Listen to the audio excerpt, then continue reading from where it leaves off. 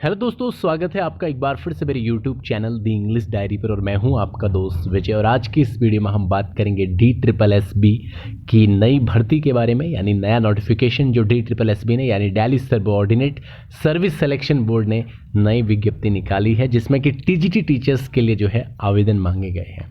अगर आप दिल्ली में यानी हमारी कैपिटल में एज ए गवर्नमेंट टीचर काम करना चाहते हैं LT ग्रेड पे, यानी वहाँ पर उसे TGT कहते हैं, ट्रेंड ग्रेजुएट टीचर, तो आपके लिए बहुत ही सुनहरा अवसर हो सकता है, एक अपॉर्चुनिटी हो सकती है जॉब गेन करने की, गवर्नमेंट जॉब। ये 3 अक्टूबर को नोटिफिकेशन आया है, मे बी आपने देख लिया होगा। कुछ चीज़ें डिस्कस करनी है। देखिए यहाँ पर सबसे पहले अगर बात करें इसके फॉर्म ओपनिंग डेट की, तो यहाँ लिखा हुआ है 9/10/2025, यानी 9 अक्टूबर से आपका जो है ये एप्लीकेशन आप ऑनलाइन आवेदन कर सकते हैं। और इसकी लास्ट डेट जो रहेगी, क्लोजिंग डेट, वो है 7/11/2025, यानी अगले मंथ 7 तारीख तक आपके पास समय है कि आप जो है आवेदन इसमें कर सकते हैं। विभिन्न प्रकार की पोस्ट है, पोस्ट आप देख सकते हैं। मैं ग्रुप में इसकी PDF भी डाल दूंगा। TGT मैथमेटिक्स मेल की है यहाँ पर 744। अगर हम अनरिजर्व्ड की बात करें तो अनरिजर्व्ड में 319 पोस्टें हैं। इसी तरह TGT मैथ्स फीमेल में 194 जो है अनरिजर्व्ड, और वैसे टोटल 376 हैं। TGT मेल की बात करें तो 321 यहाँ पर अच्छा खासा नंबर ऑफ वैकेंसी है। अनरिजर्व्ड में 321 पोस्ट हैं, और टोटल देखे जाएं सभी कैटेगरीज को मिला के तो 869 है। TGT फीमेल की बात करें तो थोड़ी कम पोस्टें हैं, 20 सीट्स की, और बात की जाए ऑल ओवर तो 104। तो ये यहाँ पर अलग अलग विषयों में इस तरह से अलग अलग प्रकार के सीट्स और उनका डिवाइडेशन यहाँ पर दिया गया है, आप इसे देख सकते हैं। ख़ास बात यह है कि आपके लिए एक अच्छा अवसर है दिल्ली में टीचर बनने का, और बहुत अच्छा इनका एग्ज़ाम रहता है, और बहुत जल्दी से आपकी जो है ज्वाइनिंग वगैरह भी हो जाती है। उत्तराखंड वाली कंडीशंस नहीं है।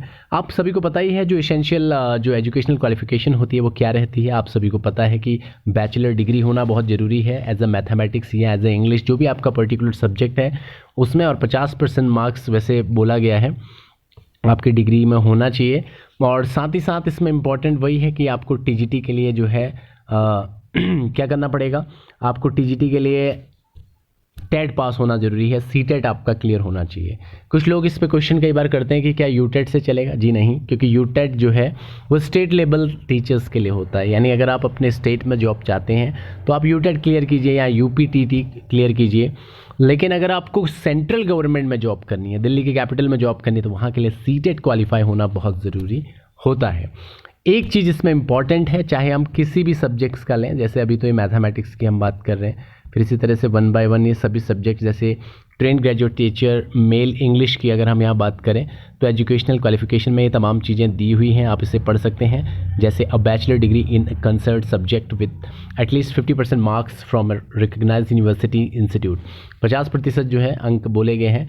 या फिर मास्टर डिग्री होनी चाहिए इंग्लिश में, जिसमें कि आपके 50% मार्क्स हों, और यहाँ पर BEd वगैरह आपका होना चाहिए।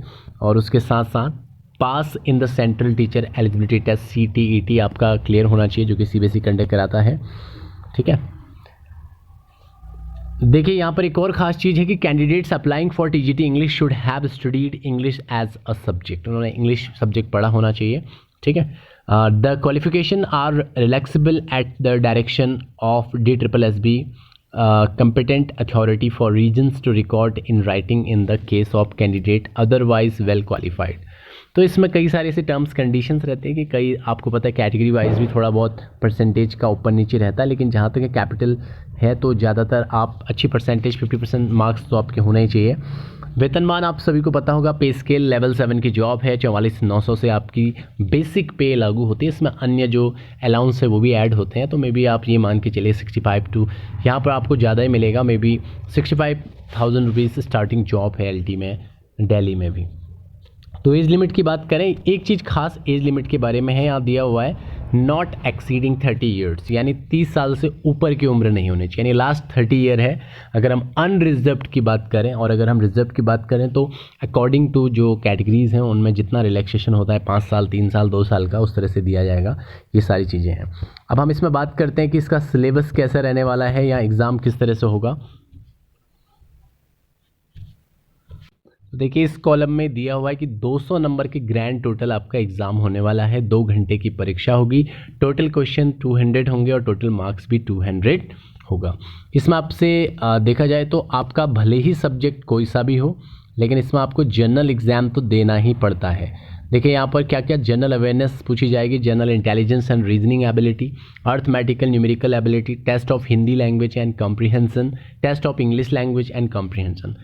ये सारी चीज़ें आपको 20-20 नंबर की सेट में मिलेंगी और 100 मार्क्स का जो होगा आपका क्या होगा, तो 20 मार्क्स में ये सारी चीज़ें आपको मिलेंगी, यानी 20 नंबर की general awareness, general intelligence 20 marks, arithmetical numerical ability, test of Hindi English language comprehension, और इसके बाद 100 मार्क्स का जो है MCQs of 1 mark each from the subject concerned including questions are teaching methodology and BEd में जो आपने कुछ टीचिंग एप्टीट्यूड के बारे में पढ़ा होगा उससे रिलेटेड और आपके टीचिंग सब्जेक्ट से रिलेटेड क्वेश्चंस आपसे पूछे जाएंगे 100 मार्क्स के। तो ये जो है आपके 200 मार्क्स का क्वेश्चन पेपर होगा, 1 डे एग्जाम होगा, इसी से मेरिट डिसाइड होगी। जो हायर स्कोरर होंगे या उस मेरिट कट ऑफ पे जाएंगे उनका सिलेक्शन इसमें होगा।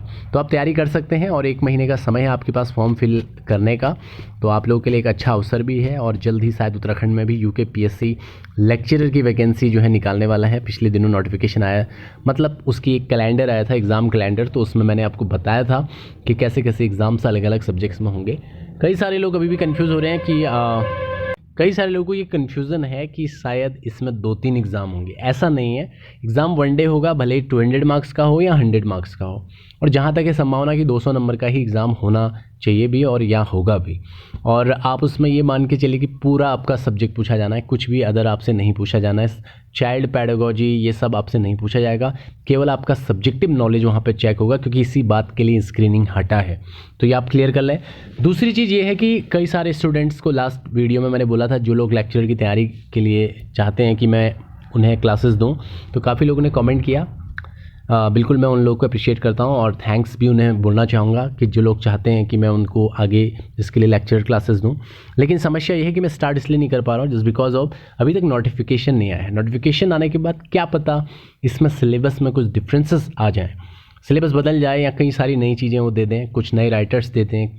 हालांकि ग्रामेटिकल या कुछ राइटर तो वही रहेंगे, लेकिन फिर भी अगर सिलेबस बदलता है तो फिर उस हिसाब से स्ट्रैटेजी बनानी पड़ेगी। तो कुछ दिन थोड़ा सा होल्ड करके फिर देखते हैं कि क्या सिलेबस में कोई फेरबदल होता है या नहीं होता, उस हिसाब से क्लासेस स्टार्ट होंगी।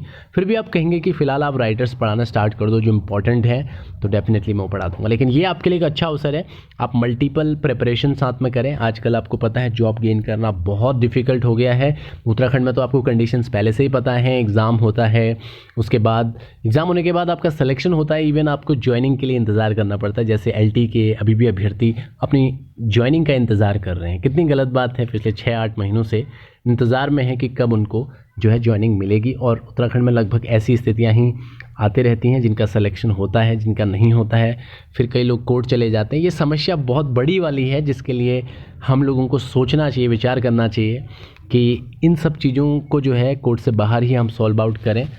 तो फिलहाल इस पे ज़्यादा ना बोलते हुए मैं ये कहूँगा कि आपके लिए DSSB में भी एक अच्छा अवसर है। यूकेपीएससी तो नोटिफिकेशन जब भी जारी करे, फिलहाल आप इस फॉर्म को जरूर भरिएगा।